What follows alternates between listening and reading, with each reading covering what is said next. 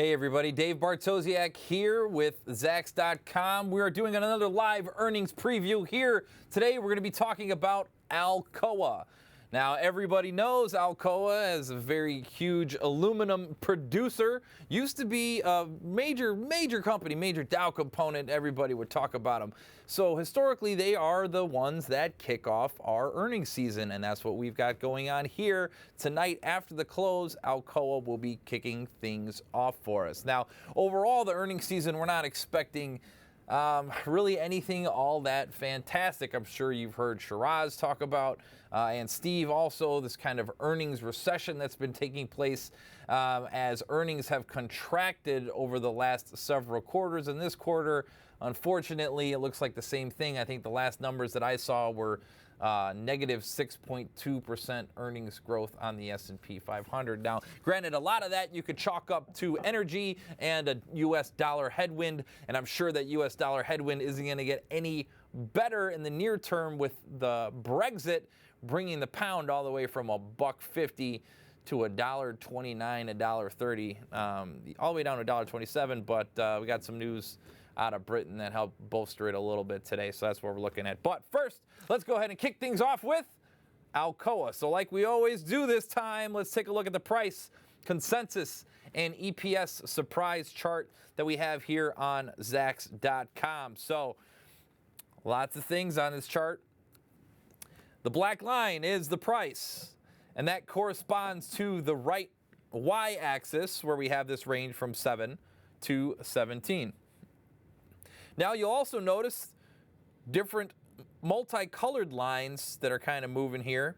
Those are our Zax consensus estimates for the given years over time. So you can see in this case the 2013 estimate started high and then crept on down. 2014, same sort of thing. And you notice that the price tends to move along with these earnings estimates. That's kind of what we do here at Zax. That's the reason why we exist, because of this phenomenon here. Now, the little arrows here tell you earnings beats or misses. So when you have a green arrow, that's an earnings beat. When you have a red arrow, that's an earnings miss. And we can roll over these and it'll tell us how big of a surprise. So a 250% surprise last quarter.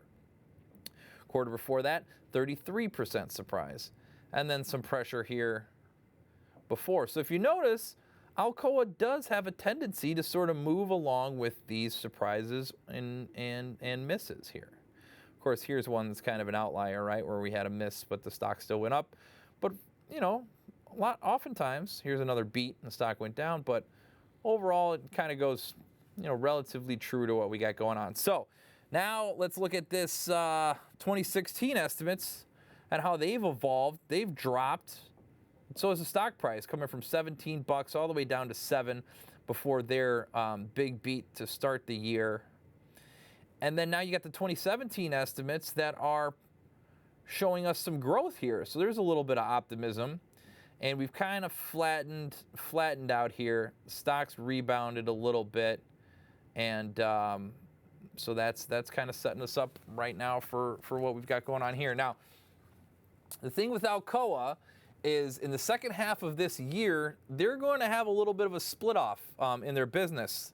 So they've got two different types, two different businesses. It's the upstream business and the downstream business on their aluminum production. So they're going to split off between Alcoa, which you could call New Alcoa, I guess, not like New Coke. This one will be better. New Alcoa, and Arconic is the name of the downstream business. So what they're hoping is that obviously this is going to help both sides of the business run more efficiently and effectively, and it's going to benefit shareholders. Otherwise, you know, they wouldn't be doing it, right? So most of the estimates that I've seen from companies is that they've got price targets on Alcoa between $12 and $13 per share for the most part. So they're pretty bullish, given that Alcoa shares are down here at 10 bucks, right? But let's see just how bullish they really are by taking a look at the detailed estimates page that we have on Zax. So here we can see sort of that detailed evolution of our Zax consensus estimate.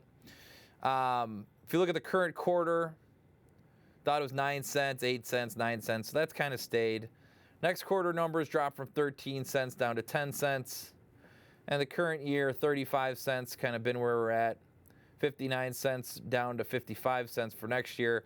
You can see the recent beats, kind of 4 quarters in a row here. I'm sorry, that wasn't the beats. This is the most accurate estimate. This is the most recent estimate that's occurred. So the last analyst that came out and made an estimate here in the current quarter came in at 11 cents versus consensus for 9. So he's getting kind of bullish. Same thing for next quarter, came in at 11 cents above that consensus. Current year, 39 above. So the most recent estimates here we've had have been to the bullish side. So that's a little bit of a shot in the arm. And then here we can see that recent earnings beat of 5 cents last quarter and then a penny the quarter before. So that's kind of setting the stage. But we do have a Zacks number 3 hold on the stock, value score of B, growth of F, and momentum of F.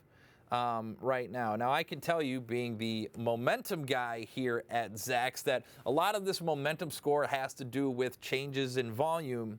And since you haven't had, it's not like there's going to be a huge renewed interest in Alcoa all of a sudden that, there's going to be a ton of volume. That's part of the reason why you're seeing a tough grade there on momentum. And then it also has to do with kind of where you are within the range of the stock for the last 52 weeks. So that's kind of why you're getting that, but you didn't need the momentum expert to tell you there wasn't a ton of momentum in the intermediate term on Alcoa. So that's just kind of what we're looking at here. So overall, just kind of net neutral, I suppose, on Alcoa. So keep that in mind when we take a look at what trade we want to make. So now let's go ahead and look at the options chain for Alcoa. Again, I like to put this in straddle view. So on the left side, you're going to have the call options. On the right side of the page, you're going to have the put options. So what we do is we take a look at the at-the-money call and put, and that helps us understand what the market is expecting out of this stock today. So you see here that the $10 call is about 39 cents, and the $10 put is 27 cents. So you're talking 6.5% essentially is the move that the market is priced in on earnings here for Alcoa. Okay, so keep that in mind. Now the other thing that's kind of jumping out at me in this column here, you have the volume for the day. So 9,200 contracts have traded at $10, 10,700 at $10.50. And a whopping 46,000 contracts have traded at $11. And the column right next to that is the open interest. So that's how many of these contracts are out there, essentially. 166,000 contracts at that $11 level on the calls. Now, if we look at the put side, big volume at the $10 put, the $9.50, and the 9. So with further volume out here, or open interest, 20,000 down at $8. I'm thinking that a lot of those contracts came into play when the stock was trading much lower than it is today. And it's looking like a lot of the activity here is probably in this kind of the 10-9 put spread and in the 10-11 call spread, I'd say, is kind of where most of this is. Okay, so now this is the contract that's going to expire on July 15th. So that's a very short-term kind of play for you. That's really rolling the dice on a move that you want to happen immediately, that you're very sure of, essentially, right? Because a lot could happen between now and then. Think about where we are with the market. We're virtually at an all-time high on the S&P 500 right now. A very interesting time, given that the 10-year Treasury yield is so low. But I think that, I don't want to get into that, but that's more of a macro issue of just demand for Treasuries and that kind of high-quality paper far exceeding the current supply side of things versus an actual risk-on, risk-off sort of relationship that historically you've seen between the S&P and the 10-year. But where's the major risk here? I think for the market overall, it's more to the downside than it is to the upside, given that we are at all-time highs, right? So granted, I'd love this run to continue, but just keep that in mind when you're thinking about the macro and a stock that the market's basically net neutral on with Alcoa. Plus, you're going to see a lot in these reports talking about Brexit. It's going to happen. All these companies are going to be giving you the impact it's going to have on their stock. And now we heard, Theresa May is going to be the prime minister likely over in the UK, and she says, Brexit means Brexit. So I think you're going to see a lot of that in the upcoming earnings reports that we're going to see here. But let's go ahead and change this option contract. Not July, right? Let's get a little bit of time. Even though it seems like a million miles away, October is only 3 months away. So let's look at the October 21st contract. We're going to go ahead and let this load a little bit.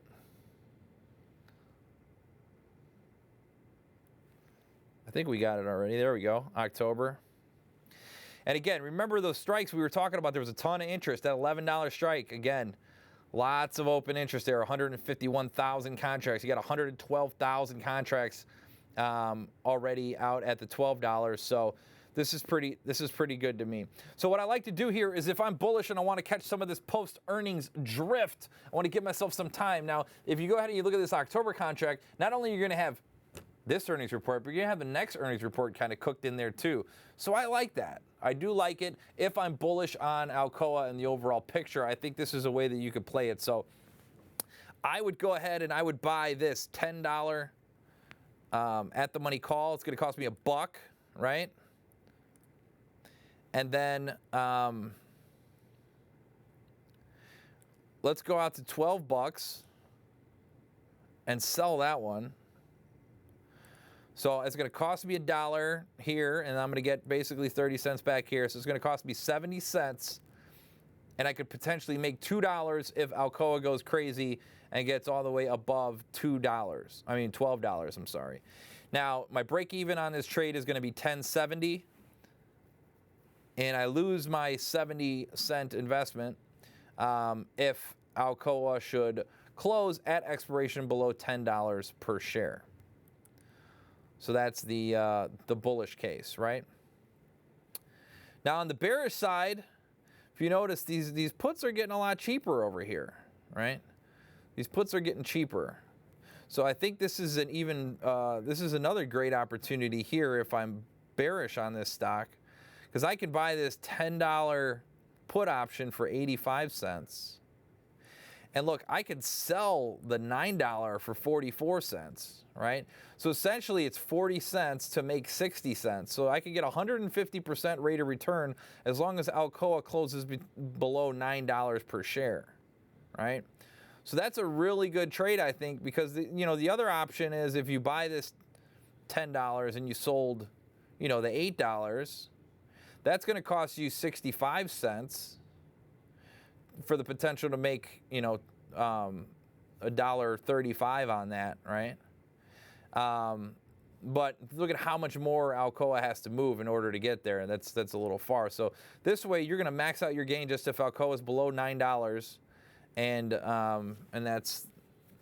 that doesn't seem that far off when the stock's trading at $10 right now. So if you think there's going to be some Brexit headwinds and things are going to get a little wonky here for Alcoa, I think going the bearish way might be the way to go. Now, me personally, what trade am I looking at? I got to be bullish.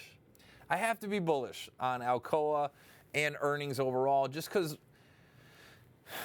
you've seen the worst already, right? We saw that stock come all the way down to $7.